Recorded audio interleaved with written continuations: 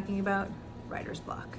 If you have been writing for any length of time, you will have experienced that point in which you have nothing left in the tank, or you're sitting down at a page and it's just staring back at you blankly. You try and write something and it's all wrong.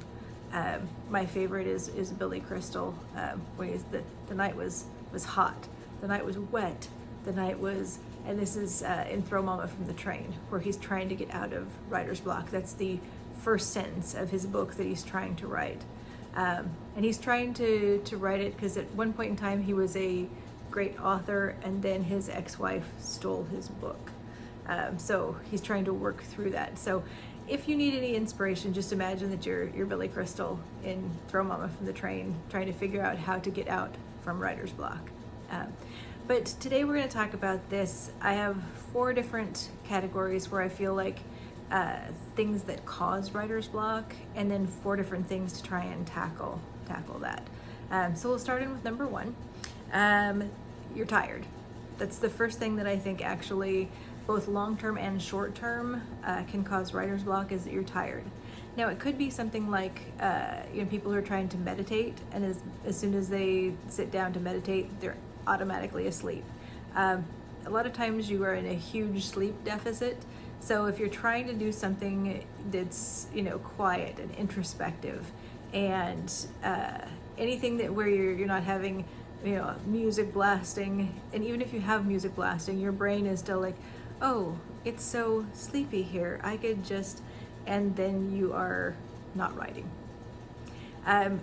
That's more of the short term, something that, okay, I could take a nap, but it's something that causes on the long term, if you're tired, and this could be, like you're lacking energy is maybe the better way to put this. You physically are tired, you're emotionally tired, you're spiritually tired. All the ways in which a person gets depleted and has no reserves left, that's what I would call being tired. So you're trying to make something creative. You're trying to summon up something within you for language purposes, and there's just nothing inside of you to give. You're tired. So we'll come back in just a minute. Like I said, we'll have solutions for each of these, but that's the first one. You're tired, either short-term tired or chronically tired, or oh my God, I'm almost dead tired. There you go. Second, you're scared. And this is seriously, you're really scared about something. And for the most part, it is failure or deep emotional, something that you're needing to deal with or wanting to deal with, and it's too psychologically scary for you. Some people don't want to ever finish a script, because that whole, if I finish a script, what then, is very terrifying. For some people, they're scared because I have this problem that I'm encountering in the script and I just don't know how to solve it. Like that it's really pretty big and important and I just don't know. So this feeling of being scared can be something that, you might say, oh, you're poo-pooing, that's not a real problem. Why would I be scared of that? But sometimes that idea of, what if I finish and then what's next? The looming void of darkness can be really scary. So you have to kind of think about yourself sometimes as a small child. So like you wouldn't go to a small child, oh, just get over it. That's a stupid fear to be afraid of the dark. This is a real fear. It actually does, some psychological damage to you, and it has to be taken seriously. There's something either that you're going to have to deal with in your own life or your own psyche, something that you're going to have to deal with as far as the characters of the plot, that you're just psychologically maybe not ready to deal with, but that it's scaring the hell out of you. And you need to take that seriously, because it's going to be an actual serious fix to get out of it in that case. Number 3, you're scared and you're a coward. Now, I put this in because sometimes we want to be out of something and we just are like, I'm just going to ignore that this is a problem and I'm going to try and patch over the wall when there's a gaping hole in it, you know, and there's vermin crawling out of it. I'm just going to try and like, la la la, I'm not going to look at that, you know, and I'm just not wanting to face it when I know it's actually probably a really simple fix, like, but I'm just, you know, I'm not feeling brave right now. And that could look a lot of different ways. Sometimes when I am having a problem in a script, I just decide I'm going to fix it with the coward's way out, which is fine if it keeps you going, but you should come back to it later and realize, oh, that was me being, you know, sheepish, you know, grin, a coward. I had a script where I had a character on a boat and the bad guys had caught her, and then, you know, they just ended up handcuffing one of her hands. And the question, you know, I had a reader reading it, it's like, well, why did they just handcuff one of her hands? That seems like it makes it really easy for her to escape, which she does. And I thought about that, and I'm like, yeah, I just didn't know what to do, and I had to make it easy enough for her to be able to get out of it, but I just, you know, like, I was taking the super easy way out, and I didn't go back and fix it. I didn't recognize that, like, oh, I made something really stupid because I was, you know, not wanting to put the time in to really, you know, put my character in real danger, in really hard situations, and find out, you know, how to fix it. I'm just going to have them, oh, they just happened to handcuff one of her hands. Okay, sure, fine. Sometimes we have this solution. It's a time-honored solution. It's the Deus Ex Machina. The Greek words, the, you know, machine from the gods, that's going to come in and just automatically fix something, not a problem, nobody has to struggle, and they're just fixing it. This can come in from the cavalry, you know, coming in at the last minute to save everyone. This is, you know, Gandalf riding into Helm's Deep with other warriors to help rescue everyone from this battle that's really pretty much crushing the people that are there at Helm's Deep. And when Gandalf rides in, oh, we feel really good. We feel happy that Gandalf came, that the cavalry came and rescued our characters that we love.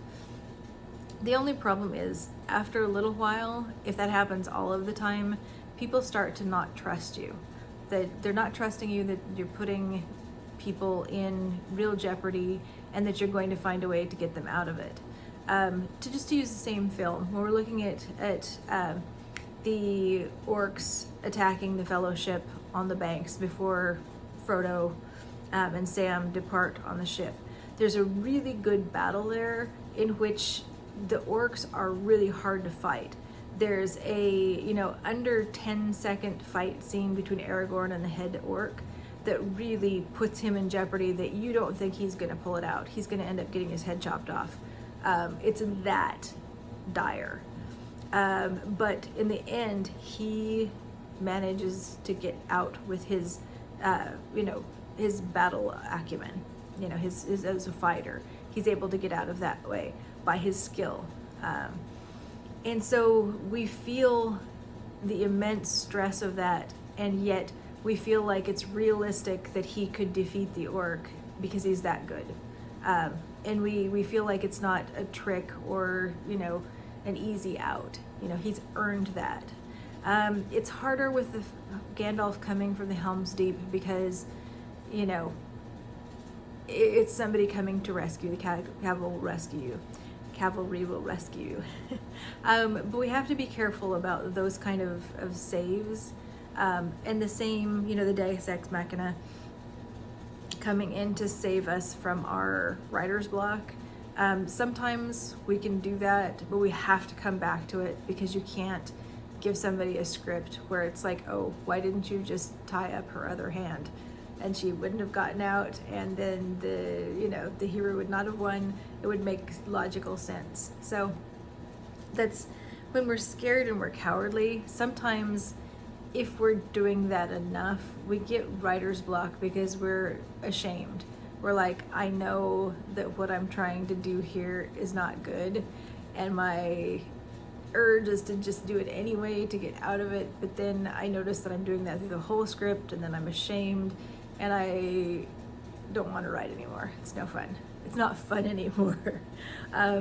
Which can be a reason for writer's block too, if it's not fun anymore, but that usually goes along with the I'm tired. So you could be scared, and it's more cowardice to face the page. It's not like it's really deep psychological, but you're just like, that counts too for writer's block. That'll keep you from writing.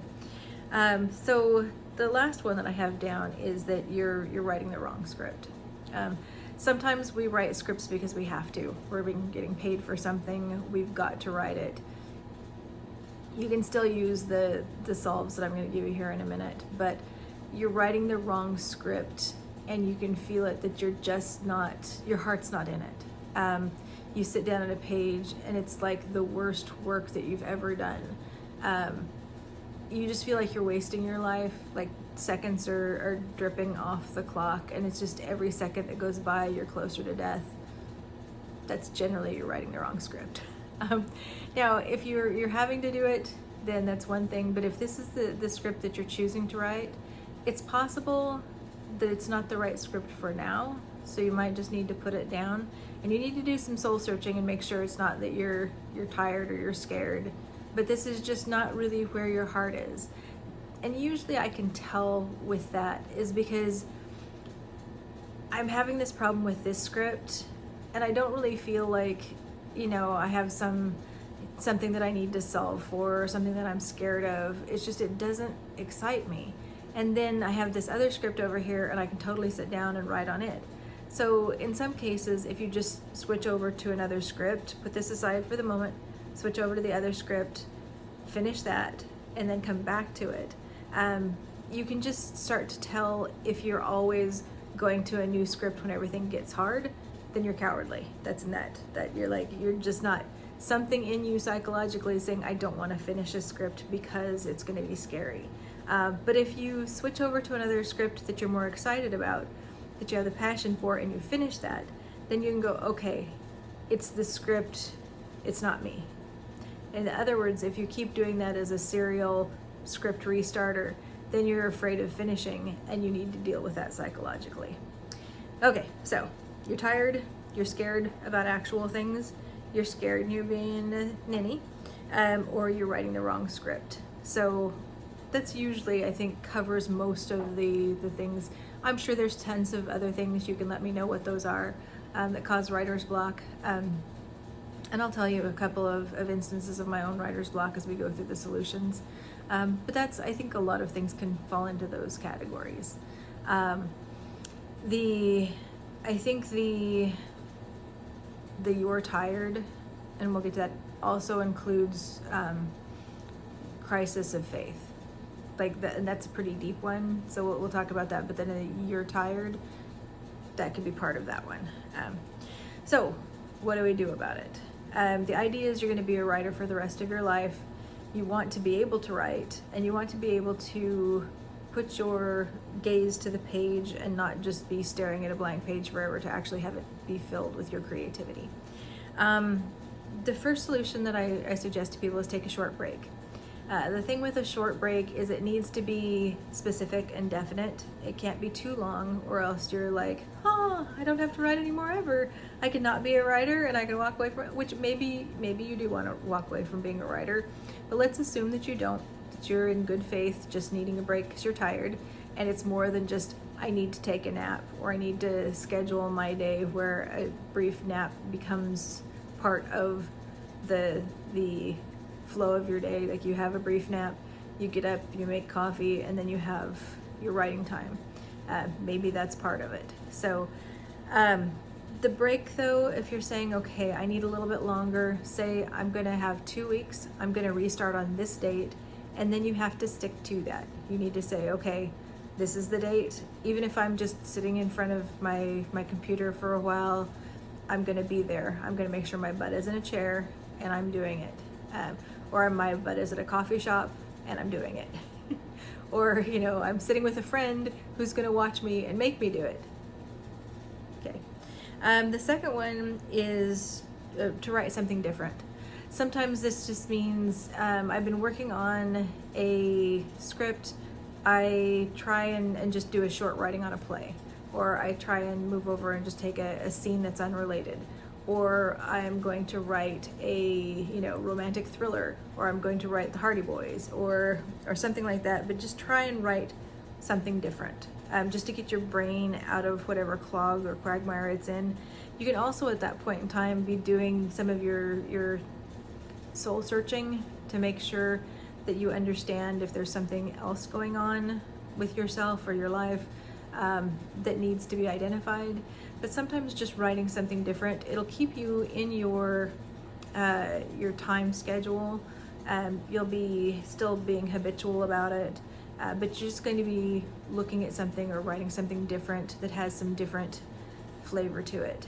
Doesn't matter what it is, write some poetry, something like that. Just write something else for that period of time. And then, again, go back to it. Try again.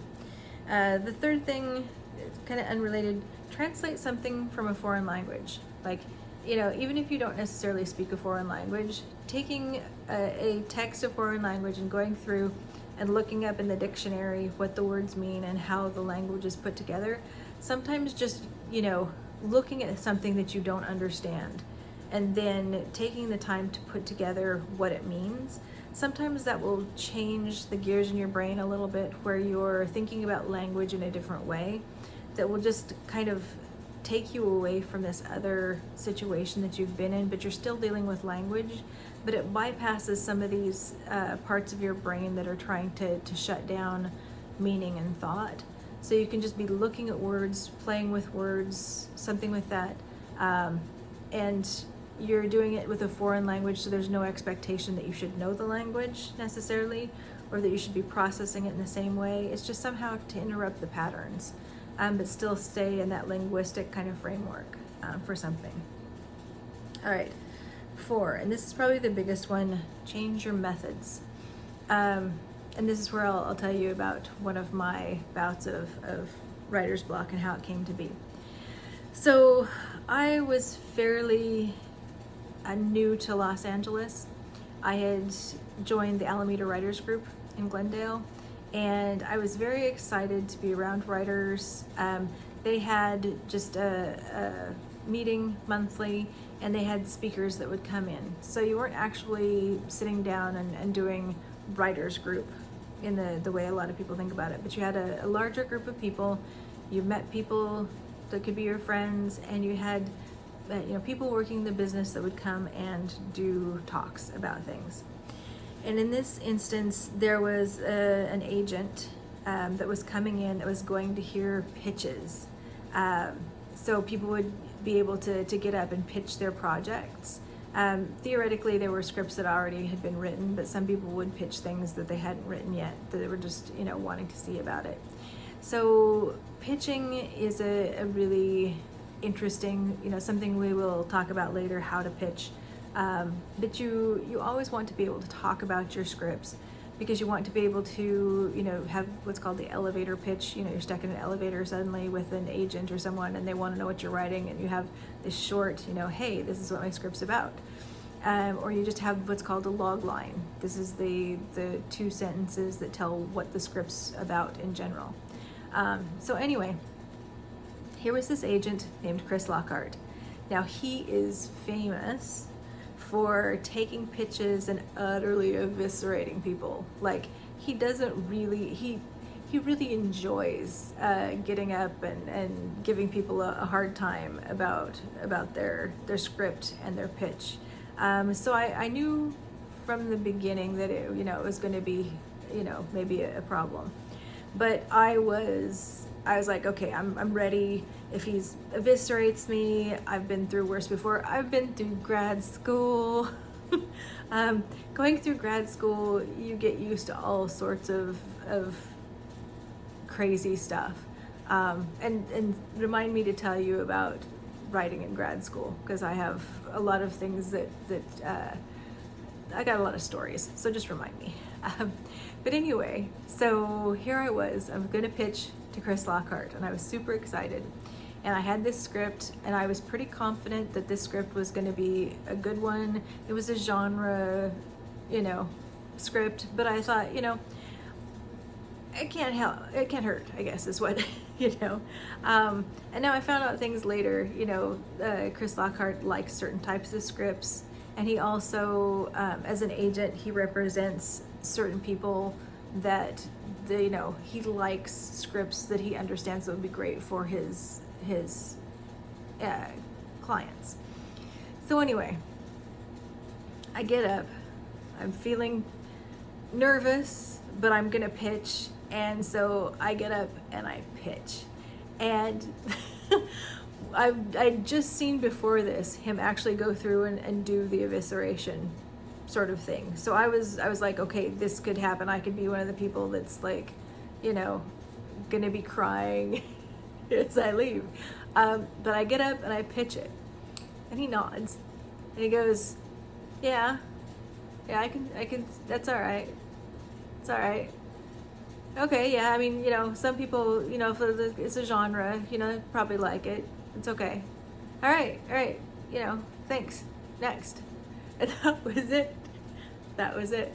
So you would think that my response would be like, oh, all right.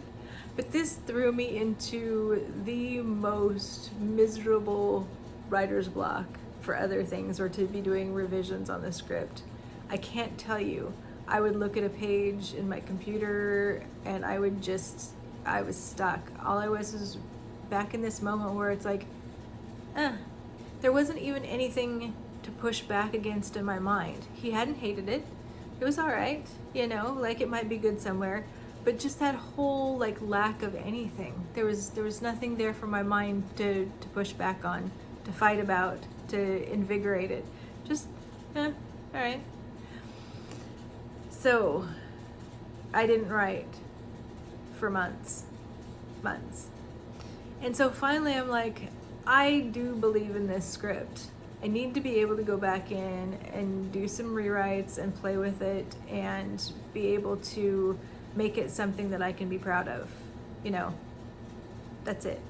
So I stopped calling my script by its name, and I started calling it my super secret side project. And I got a handwritten journal, that you just longhand. And I started doing all of my revisions longhand. And I would go to the coffee shop, and instead of taking my computer, I would take my little book, and I would write by hand. The slowest sort of thing, and you have to be able to put it back into the computer to revise it. So I spent months writing longhand my revision of this script, and I never called it. It was always my super secret side project that I was working on. And finally, one day, I thought, okay, I'm ready to put this into the computer, to go back to my draft and do the rewrite. But this is it was probably getting close to at least 9 to 10 months. And sometimes I like to think about things in the time it would take to have a child. You're gestating, you're going through stuff. But it took me that long to come back to the computer and to actually type in words into the file on the screen. Sorry, editing Monica here. I just wanted to tell you the second part of the Chris Lockhart story because it looks like I forgot to. So years later, when I'd been in LA for a while, totally different script called the VR Chronicles.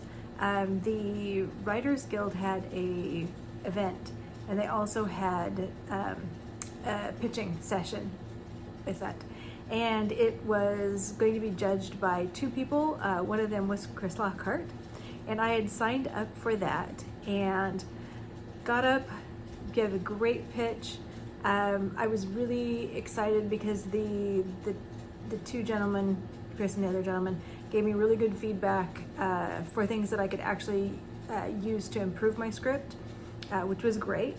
I ended up being one of the finalists. The there was 2 girls that got chosen as the winners to be able to have their script read by Chris. It was a true story. I believe it was musical, based in music. I don't remember exactly, but the 2 ladies won the contest. I did not win, however, the group of us that were kind of the finalists in it got a free copy of screenwriting software. So that was actually not nothing. That was pretty cool. And one of the nice things about it was that I started doing my rewrite right after that, and I ended up using that script as one of my scripts for my graduate program for my script. So it ended up being a really pretty good experience. I had a lot of people come up afterwards saying that they were really interested in my script and thought it sounded really good. So that was actually a pretty positive experience. My MFA had a script that I think turned out to be better because of that. And I don't think that the fear was there anymore, because it was like I lived through that. I could do it again. And even though I did not get the Rich and Famous contract from this pitch, the things were good. It went pretty well. So there you have it. We may have a number 3 story later, if none of us dies off too soon. So you just never know. But anyway, that's my second installment of pitching to Chris Lockhart. So you never know what's going to catch you up. And sometimes you don't know why. And all you know is, I'm a writer and I have got to get back to doing what I was put on the planet for. I need to write. That's all. If anything else, your mantra again, the whole I'm an idea generator, you should have that also as part of your daily, I'm an idea generator. And that also means that I can generate the word by word thing that I need to do to put words on a page for a script. No matter what happens, if I am not right now being able to write, someday the sun is going to rise and I'm going to be able to do it again. And you have to have utter faith in that, the same way you do I'm an idea generator. I am a writer and I'm going to write. Now, to have that frame of reference, that sometimes it takes you a while to get back there, sometimes you just have to accept that, but you have to be willing to try something. And in your case, it might not be a super secret side project, but maybe you need to, write in crayon, or maybe you need to, put this into a tape recorder, so you're putting, or a tape recorder, that sounds so old school. You're in your phone, you're in notes in your phone, and so you got to put notes in your phone in order to write your script or your book or your whatever. Like, you need to, tell somebody and they can write it down. Like, I think you have to be willing to do whatever it takes to get yourself back to good. And then sometimes that's, super secret side projects, sometimes it's finger painting, whatever.